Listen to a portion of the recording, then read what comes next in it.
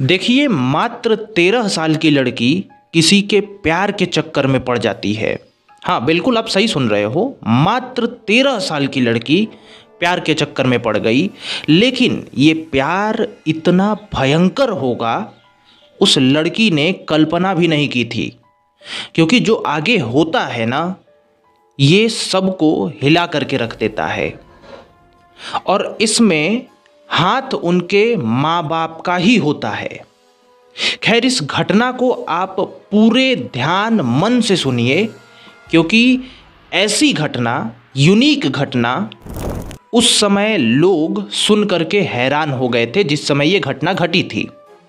खैर, इस कहानी की शुरुआत होती है मध्य प्रदेश के टीकमगढ़ इलाके में एक गांव पड़ता है, अमरपुर। और यहीं के रहने वाले एक व्यक्ति हैं गंगाराम।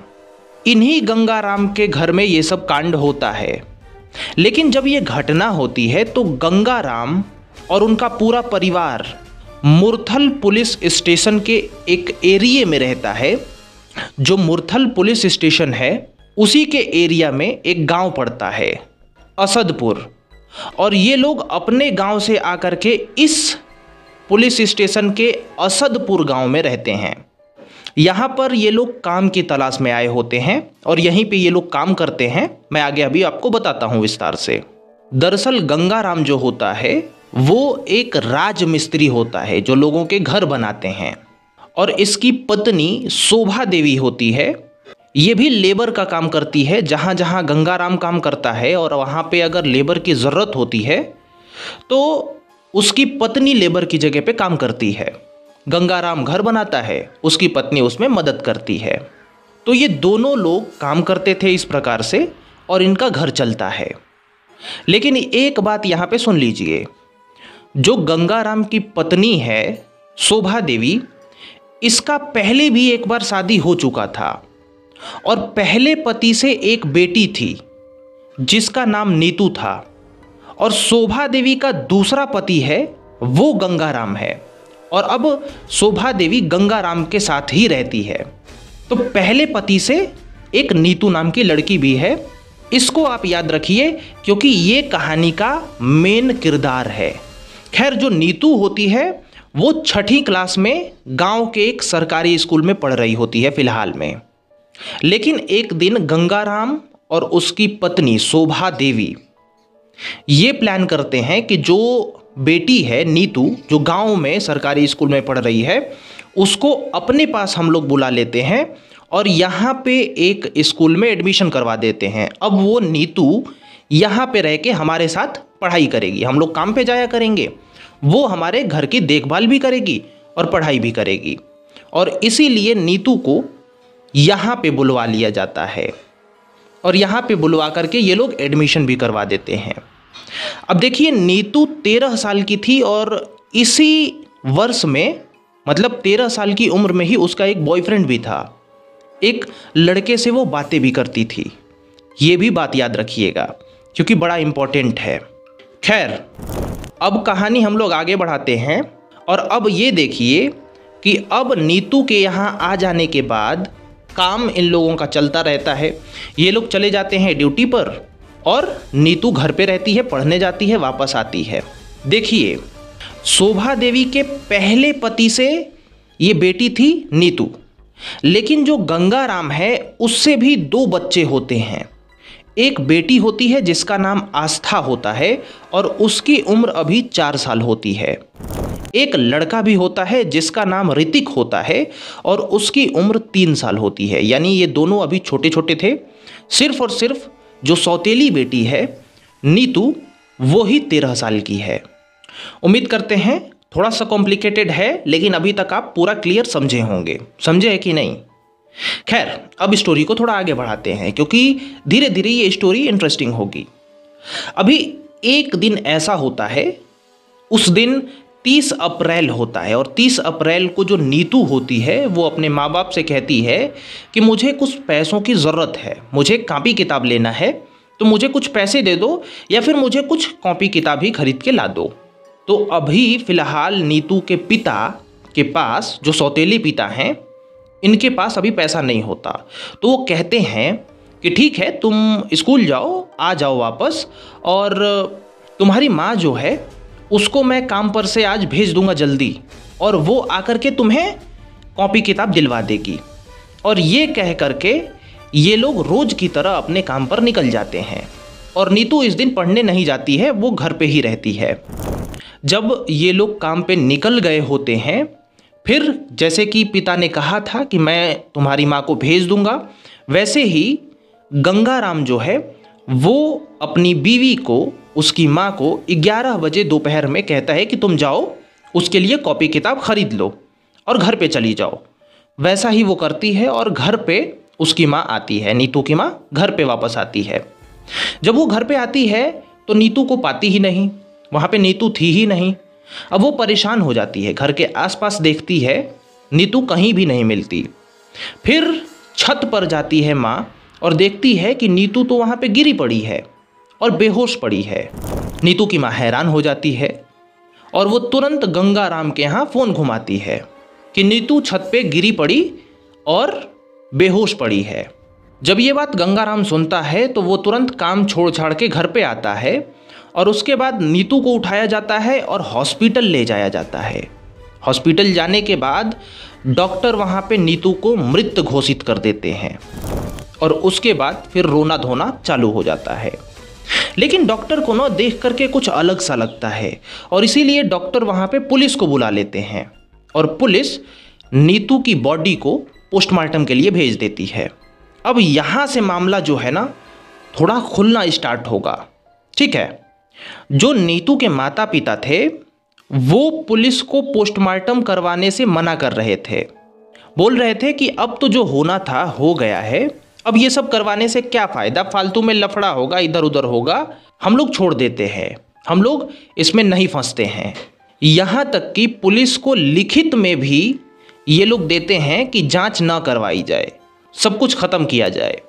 अब पुलिस बड़ा हैरान होते हैं कि इनकी ही बेटी थी नीतू और नीतू के साथ ये सब हुआ है और ये सब होने के बावजूद भी ये लोग इतना न्यूट्रल क्यों हैं। लेकिन पुलिस एक और बात देखती थी कि ये लोग रो बहुत अच्छे से रहे थे, मतलब जिस तरीके से लोग रोते हैं उस तरीके से ये लोग रो रहे थे। तो पुलिस फिर दोबारा ये भी सोचती है कि शायद इन लोगों की इसमें कोई गलती नहीं है, क्योंकि ये लोग गरीब हैं, इसीलिए ये लोग इस पुलिस के पचड़े में फंसना नहीं चाहते और इसीलिए शायद ये लोग ऐसा कह रहे हैं कि ये सब मामले को ख़त्म करते हैं। खैर, पुलिस अभी सस्पेंस में थी क्योंकि पोस्टमार्टम के लिए नीतू को भेज दिया गया था और सब कुछ क्लियर तभी होता जब पोस्टमार्टम रिपोर्ट आती थी, लेकिन अभी तक पोस्टमार्टम रिपोर्ट आई नहीं थी। पुलिस इन लोगों को बुलवाती है और जो भी स्टेटमेंट लेना होता है लेती है। हालांकि अभी क्लियर नहीं कुछ कहा जा सकता कि ज़्यादा अच्छे से स्टेटमेंट लिया जाता है, क्योंकि इन लोगों की हालत ख़राब थी। अब बेटी का ये हालत हो जाता है तो किसी का भी हालत ख़राब होगा, तो इन लोगों का भी वही दिख रहा था। खैर, इसी बीच पुलिस को ये भी बात पता चलती है कि जो पिता हैं, नीतू के पिता, वो असली पिता नहीं सौतेले पिता हैं। तो पुलिस थोड़ा सा और शंका करने लगती है कि जिस प्रकार से ये लोग भाग रहे हैं कि जांच ना हो, लिखित में भी दे दिया है कि जांच ना हो, ऊपर से ये सौतेले पिता हैं, तो कहीं इन लोगों की कुछ है तो नहीं।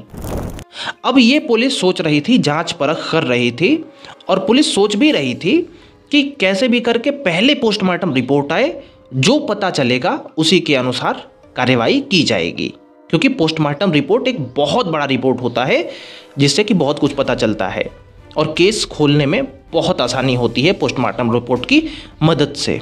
आपको भी पता है क्योंकि मेरी वीडियोस देखते हो यार आप लोग। 1 अप्रैल को नीतू का पोस्टमार्टम रिपोर्ट भी आ जाता है और ये पोस्टमार्टम रिपोर्ट ज्यों ही पुलिस पढ़ते हैं बिल्कुल हैरान हो जाते हैं, क्योंकि जिस प्रकार से पुलिस को बताया गया था कि वो छत पे पड़ी थी, ऐसा पोस्टमार्टम रिपोर्ट में बिल्कुल नहीं था। पोस्टमार्टम रिपोर्ट में ये बताया गया था कि गला दबा करके ये सब किया गया है, जो भी कृत्य हुआ है। अब पुलिस कहीं ना कहीं ज़्यादातर शक घर वालों पर ही करने लगती है, क्योंकि पहले भागना इस जांच से, ये कहना और लिखित में भी देना जांच ना हो, न्यूट्रल रहना, और दूसरी बात, सौतेला होना थोड़ा सा यहाँ पे पुलिस को कॉम्प्लिकेटेड लगता है और फिर माँ बाप को बुलाया जाता है पुलिस स्टेशन और यहाँ पे दोनों लोगों को अलग अलग बिठा करके पूछताछ की जाती है और पुलिस ये पूछताछ बहुत कड़ाई से कर रही थी। जब उनके सामने पोस्टमार्टम रिपोर्ट रखा गया और बताया गया कि तुम लोग तो बोल रहे हो कि ये गिरी पड़ी थी, नॉर्मल ही थी, पर पोस्टमार्टम रिपोर्ट तो कुछ और बता रही है कि गला दबाने की वजह से ये सब हुआ है। अब क्योंकि सब कुछ धीरे धीरे पुलिस सामने रख रही थी और अपने बातों में उलझा रही थी, ऊपर से कड़ाई कर रही थी, तो ये लोग टूट जाते हैं और यहाँ पे अपना गुनाह कबूल कर लेते हैं और ये कहते हैं कि जो हम लोगों ने स्टार्टिंग में स्टेटमेंट दिए हैं वो सब गलत है। जो हम लोगों ने आपको बताया है कि नीतू हमसे कॉपी किताब मांगी थी, ये बिल्कुल गलत है। उसने कोई कॉपी किताब की डिमांड नहीं की थी। उसी दिन सुबह में हम लोग खाना खा रहे थे और हम लोगों की बहस इसी पे हुई कि वो लड़के से बात करती है और वो उस समय भी बात कर रही थी और इसी बहस को लेकर के ये मामला इतना तक पहुंच गया कि हमें ये सब करना पड़ा। यानी मोरल ऑफ द स्टोरी ये है कि उस लड़के से बात करने की वजह से ये सब करना पड़ा। जो गंगाराम होता है बताता है कि मैंने उसका पैर पकड़ा और उसकी माँ ने उसका गला, और उसके बाद जिस प्रकार से पोस्टमार्टम रिपोर्ट में जो बात आई है गला पकड़ के ये सब किया गया, वैसा ही हम लोगों ने किया और फिर ये सब हो गया। तो ये लोग फाइनली अपना गुनाह कबूल कर लेते हैं, पुलिस को भी सब कुछ मिल जाता है और उसके बाद उन लोगों को ले जाया जाता है कोर्ट में, जिस पर कोर्ट इन लोगों को जेल कर देती है। और उसके बाद क्योंकि 2 बच्चे भी थे इन लोगों के, नीतू के भाई बहन, तो वो लोग अभी 5 साल से छोटे रहते हैं, इसीलिए उन लोगों को भी अपनी माँ के पास अभी 5 साल तक जेल में रखा जाता है। और उसके बाद उन बच्चों को जेल से निकाल करके प्रशासन बच्चों के मौसा को इन्हीं लोगों को मतलब रिश्तेदारों को सौंप दिया जाता है और फिलहाल में वो बच्चे जो हैं वो दादा और मौसी के पास में रह करके पल रहे हैं, आगे पढ़ रहे हैं या फिर जो भी कुछ कर रहे हैं। और जो माँ बाप हैं, जो गंगाराम है और जो उसकी बीवी है, वो लोग जेल में हैं फिलहाल में। खैर बहुत सारे लोग यहाँ पे आएंगे और बोलेंगे कि लड़की की गलती थी, माँ बाप बेबस हो गए और इसीलिए ये कदम उठाया। तो मैं आपको याद दिला दूं, लड़की सिर्फ 13 वर्ष की थी। आपको समझ में आ रहा है कि उनका पालन पोषण कैसे किया गया है? आपको ये भी समझ में आ रहा है कि वो लड़की को कंट्रोल किया जा सकता था, कई रास्ते थे। 13 साल की लड़की थी, बड़ी लड़की नहीं थी। और दूसरी बात ये है कि वो बात ही कर रही थी और कुछ नहीं कर रही थी। खैर आप लोग इस पे ज़्यादा ओपिनियन दीजिए कि आप लोग क्या सोचते हो और जुड़े रहिए हमारे साथ। अगर आपको साउंड आ रही होगी तो ये ट्रेन की आ रही होगी, अभी ट्रेन क्रॉस कर रही है।